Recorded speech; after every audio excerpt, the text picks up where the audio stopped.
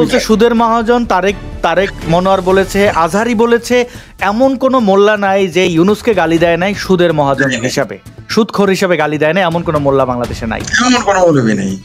কিন্তু এখন দেখেন তারা কাকে আব্বা ডাকছে, কাকে নবী রাসূল বানাইছে, এরাই। মানে এদের হিপোক্রেসিকে আপনি পৃথিবীতে এত বড় হিপোক্রেট। হাসিনার উদাহরণ দেন, ইউনূস 10 মাসে যা করছে, আমি শিওর গত 15 বছর, সবাই বলে 16 বছর আমি কাউন্ট করি না, আমি 11 বছর বলতে পারি, কারণ 5 বছর তো নির্বাচিত, পরে ইলেকশন গুলো হয় নাই বিভিন্ন কারণে, ধরলাম উনি টেম্পারিং করছেন। কিন্তু শেখ হাসিনার এই 16 বছরের টার্ম যদিও ধরি, ইউনূস 9 মাসে যা করছে, শেখ হাসিনা এত কিছু করেন। এই যে আমি শুরু করলাম সাব্বির, আপনি দেখেন প্রত্যেকটা জায়গায় এখন শেখ হাসিনার আইনজীবী নিয়োগ করছে যে শেখ হাসিনার গালাগালি করছে। এটা এখন সোশ্যাল মিডিয়া মানে আমি যদি সজীবজের জয়ের ওটা বাইর করে, জি আপনি বলেন, শেখ হাসিনার সাথে স্বৈরাচারের তুলনা দেওয়া যাবে না, ইউনূসের উপরে এখন আর কেউ নাই, ইউনূসের উপরে কোনো স্বৈরাচার নাই। যে আপনি ঠিকই বলছেন, ধন্যবাদ আপনাকে। কারণ সে যা করে এই যে সাব্বির কিনে যে কথা হইলো, এটা যদি নির্বাচিত সরকার থাকতো, এমনকি শেখ হাসিনা সরকার একে ছেড়ে দিতে বাধ্য হইতো। কিন্তু ইউনূস সরকার এত স্বৈরাচার, আর সে তো স্বৈরাচার হবেই, কারণ এরা তো বাংলাদেশের প্রতি এদের কোনো দায় নেই। জামাত তো বাংলাদেশের বিরোধিতা করেছে, এনসিপি গ্যাং তো হচ্ছে জামাত আর ইউনূসের নাজায়েজ পার্টি, তো এদের তৈরি করা, এদের জন্ম দেওয়া নাজায়েজ পার্টি। তো এগুলো নিয়ে আমরা কতবার আর বলবো। এই দেশের স্বৈরাচার হলে পরে দেখেন এই প্রসিকিউটর শেখ হাসিনার পক্ষের রাষ্ট্রনিযুক্ত আইনজীবী আমিনুল গনি টিটো, তার পোস্ট দেখেন, 5 আগস্ট, মুক্তিযুদ্ধের চেতনা ধ্বংসকারী খুনি মিথ্যাবাদী শেখ হাসিনা ফাঁসি চায়, আরো অনেকগুলো পোস্ট আছে, হাসিনা পালাইছে এরকম, হ্যাঁ তারে বানাইছে আইনজীবী। কত মানে আইন আদালত কি পরিমাণ প্রহসনের মধ্যে ফেলে দিলে পরে এর চেয়ে বড় স্বৈরাচার আর কে আছে আপনি বলেন তো? শেখ হাসিনা কিসের স্বৈরাচার? ইউনূসের কাছে শেখ হাসিনা শিশু, ইউনূসের মতো স্বৈরাচারের কাছে শেখ হাসিনার শাসন শিশু, এটা আমিও মনে করি। স্যার এখন একটু বলেন তো, এই যে এসএস সাব্বির, হ্যাঁ তরুণ একটা ছেলে ইউটিউবার, তাকে যে আটক করে রেখেছে এবং এখন আবার তাকে হত্যা মামলায় আসামি করা করে আবার তাকে জেলে ঢুকিয়ে দেয়া হলো, এগুলো কতদিন ধরে চলবে? এই ছেলেটার ব্যাপারে আপডেট আপনার কিছু জানা আছে কিনা স্যার?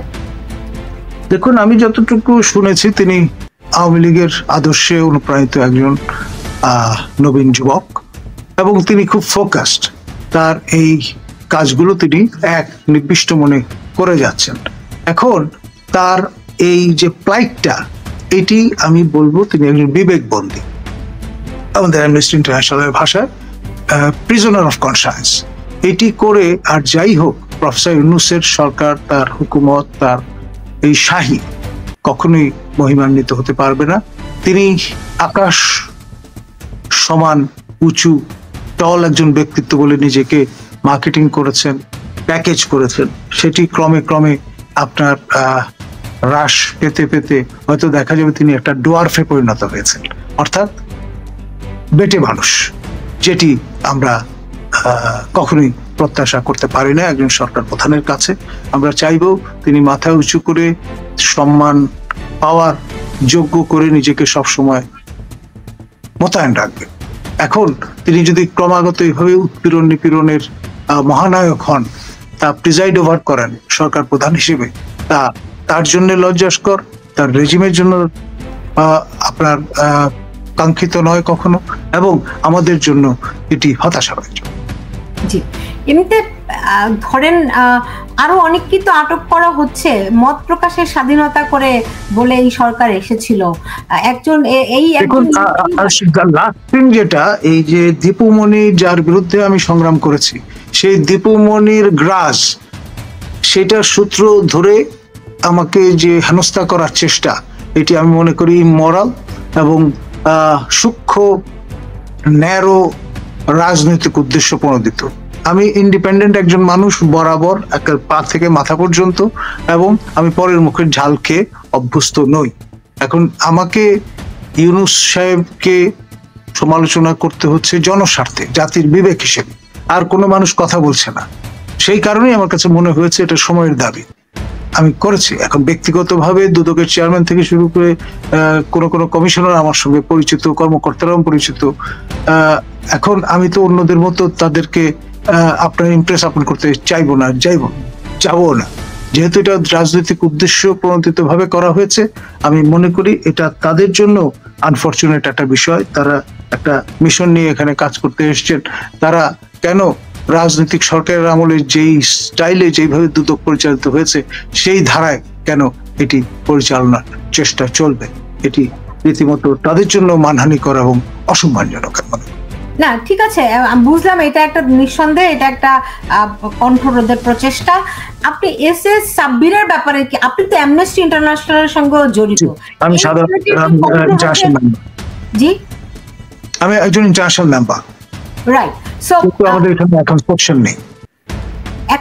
এখন স্যার এই এসএস সাব্বিরের জন্য কি আপনি কোনো প্রচেষ্টা চালাতে পারেন যে তাকে তার বাক স্বাধীনতার জন্য তাকে আবার এখন হত্যা মামলা দিয়ে আটক দেখানো হয়েছে? এটি যেটা করতে হবে, তার আত্মীয় স্বজন বন্ধু বান্ধব যারা আছেন তাদেরকে অ্যামনেস্টি ইন্টারন্যাশনালের সঙ্গে যোগাযোগ করতে হবে, বাংলাদেশ যেই ডেস্ক আছে সেই ডেস্ক কর্মকর্তাদের সঙ্গে, এবং তাকে যাতে অ্যামনেস্টি ইন্টারন্যাশনাল বিবেক বন্দী হিসেবে ঘোষণা করেন সেই লক্ষ্যে তাদের ক্যাম্পেইনটা পরিচালনা করতে হবে।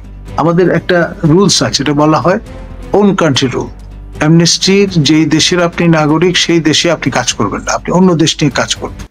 সুতরাং জেনারেল কতগুলো বিষয় আছে, হিউম্যান রাইটস এডুকেশনের মতো বিষয়, সেগুলো নিয়ে আপনি কথা বলতে পারবেন, নিয়ম কানুন সম্পর্কে কথা বলতে পারবেন। এবং যেমন এই সাব্বিরের ফ্লাইটটা নিয়ে আমি কথা বলছি, এটা আমার অ্যাক্টিভিজমের যে স্পিরিট আছে তার অংশ। এখন অ্যামনেস্টির একজন ইন্টারন্যাশনাল মেম্বার হিসেবে আমি মনে করি যে বিষয়টা গুরুত্বপূর্ণ এবং এটি আন্তর্জাতিকভাবে পুরো বিষয়টা নিয়ে ক্যাম্পেইন করা দরকার, চাউর করা দরকার, এবং এই সরকারের যে মানবাধিকার রেকর্ড সেটি সবার সামনে উন্মোচিত করে দেওয়া দরকার। এমনি মানবাধিকার পরিস্থিতি আপনি কি কেমন দেখছেন স্যার বাংলাদেশে? দেখুন, রণনীতি এবং রণকৌশল হিসেবে যখন মবকে আষ্টে পৃষ্ঠে ধরা হয়, কথায় কথায় মবের ভয় দেখানো হয়, তখন এটা তো জঙ্গলে পরিণত একটা জায়গা বলেই মনে হবে। আপনার জঙ্গলের যে আইন বা নদীর সাগরের যে আইন, আপনার ছোট মাছকে বড় মাছ খেয়ে ফেলে। তো এই যে হামলে পড়া, ভয়ভীতি দেখানো, ঘরবাড়ি জ্বালিয়ে দেয়া, গুড়িয়ে দেয়া, এইগুলো আপনার মধ্যযুগে আমরা দেখেছি। এই 21st সেঞ্চুরি বাংলাদেশে দেখতে হবে এত বছর পরে সেই শশাঙ্কর সময় যে বৎসর নেয় তার পুনরাবৃত্তি ঘটবে, এটা তো কোনো অবস্থায় প্রত্যাশিত নয়। এখন এখান থেকে উত্তরণের উপায় কি আছে?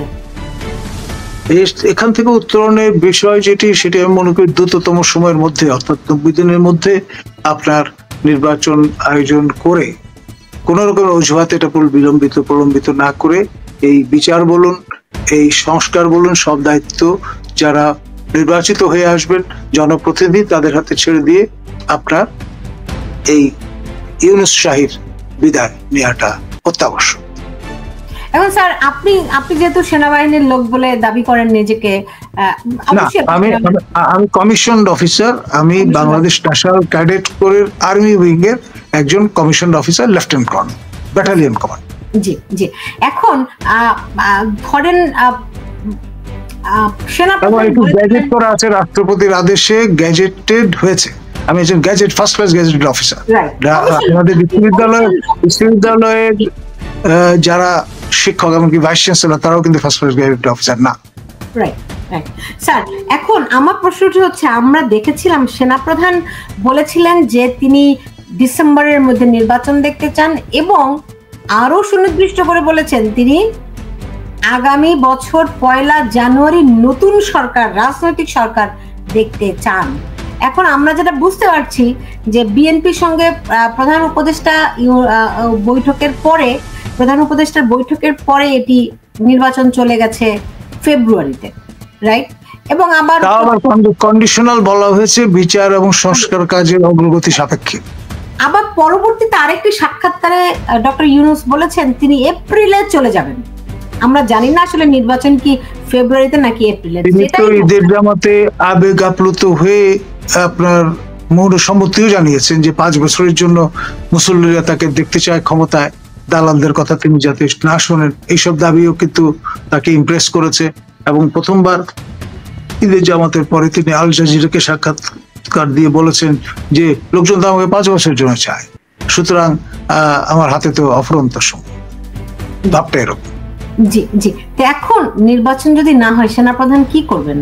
তিনি তো হিরণময় নিরাপত্তার মধ্যে আছেন। পরিষ্কার বলে দিয়েছেন 1 জানুয়ারি হচ্ছে কাট অফ ডেট। কোন ইভেন্ট যদি না হয়, এটা হতেই হবে।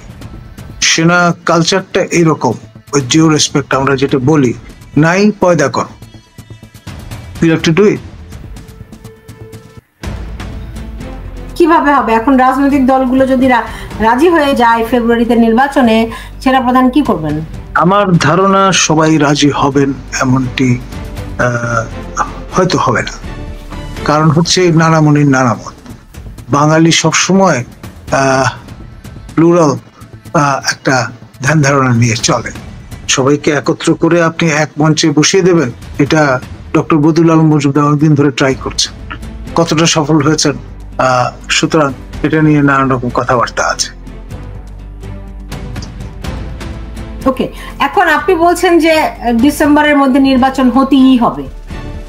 আপনিও সেনাপ্রধানের মতো আমি তো আন্ডার কমান্ড, আমি তো অবশ্যই তা চাইবো। আমি তো আরো কমিয়ে আনার পক্ষপাতী, এখন থেকে 90 দিনের মধ্যে বেস্ট। জি, এখন ধরেন এই বিএনপির ভারপ্রাপ্ত চেয়ারম্যান তারেক রহমানের সঙ্গে প্রধান উপদেষ্টার বৈঠকের পরে আমরা সেনাপ্রধানের কোনো বক্তব্য শুনতে পাইনি। দেখুন, তিনি যা কিছু বলেছেন, একবার তিনি বক্তব্য রেখেছেন রিটায়ার্ড অফিসার যারা রাওয়া ক্লাবে, সেখানে গিয়ে কর্নেল অবসরপ্রাপ্ত হক মহোদয় সেখানে ছিলেন এবং তিনি রাওয়ার বিপুল ভোটে নির্বাচিত প্রেসিডেন্ট। আবার ওইদিকে আপনার অফিসার্স অ্যাড্রেসে তিনি এই 1 জানুয়ারির কাট অফ ডেটের কথা বলেছেন। এটা তো সেনাদের কনজামশনের জন্য, পিপল অ্যাট লার্জ তারা হয়তো বিভিন্ন কারণে জেনে গেছেন, কিন্তু সেটা তো তিনি পাবলিক স্টেটমেন্ট হিসেবে হাজির করেননি আমার জানা মতে। জি, এখন ধরেন এক ধরনের প্রস্তুতিমূলক নির্দেশনা। প্রধান উপদেষ্টা বলছেন এপ্রিলে নির্বাচন করবেন, বিএনপি বলছে ফেব্রুয়ারিতে বিএনপি বলছে বললে আমি ভুল করব, আবার বিএনপি বলতেও পারেন। আপনি বিএনপির ভারপ্রাপ্ত চেয়ারম্যান তারেক রহমান বলছেন যে ফেব্রুয়ারিতে নির্বাচন, তো বলতেই পারেন। আমি এই প্রশ্নটা আরো 2-1জনকে জিজ্ঞেস করেছিলাম, তারা বলছে যে নির্বাচন হচ্ছে রাজনৈতিক সরকারের, রাজনৈতিক দলগুলোর বিষয়, সেনাপ্রধান এটি বলারই বাকি। দেখুন, স্ট্রিক্ট সেন্সে আপনি কথাটি বলতে পারবেন যখন নির্বাচিত সরকার থাকবে, যেহেতু এটি অনির্বাচিত সরকার এবং সেনা সহযোগী সরকার। সেনারা যদি আজকে ম্যাজিস্ট্রেসি দায়িত্ব পালন না করে ব্যারাকে ফিরে আসেন, পুরো ফাসাদ কিন্তু ধসে পড়বে, অরাজকতার চূড়ান্ত রূপ সামনে দেখতে পাবেন। সেই জন্য আমরা grateful to our arm forces যে তারা আপনার প্রতিদিন আপনার মাঠে থাকছেন, আইন শৃঙ্খলা রক্ষার জন্য নেট টু সিভিল পাওয়ার তারা সদা মোতায়েন আছেন এবং এই দীর্ঘ সময় ধরে যদি ব্যারাকের বাইরে থাকেন তাহলে আপনার প্রশিক্ষণ থেকে শুরু করে সকল কার্যক্রম কিন্তু ব্যাহত হবে। এখন যে কথাটি আমরা বলি eternal vigilance is the price of freedom, এই ব্যাপারটা কম্প্রোমাইজড হবে। এখন তাদের মূল দায়িত্ব হচ্ছে দেশ রক্ষা করা, বহিঃশত্রুর আক্রমণ থেকে দেশকে নিরাপদ রাখা। তো সেই জন্য নিরন্তর অনুশীলন করাটা তাদের জন্য বাধ্যতামূলক। এখানে একজন প্রশ্ন করেছেন, এই প্রশ্নটি আমারও, যদি জুলাই সনদ ঘোষণা হয়ে যায় তারপরে সেনাবাহিনীর ভূমিকা কি হবে? সেনাবাহিনী কি প্রতিরোধ গড়ে তুলবে এদের বিরুদ্ধে? দেখুন, এটাও আমি বলেছিলাম যে নির্বাচন is almost like election is almost like chasing a chimera, মরিচিকার পেছনে ছোটা। এই ব্যাপারটাও তেমন অনেকটা দাঁড়িয়ে গেছে।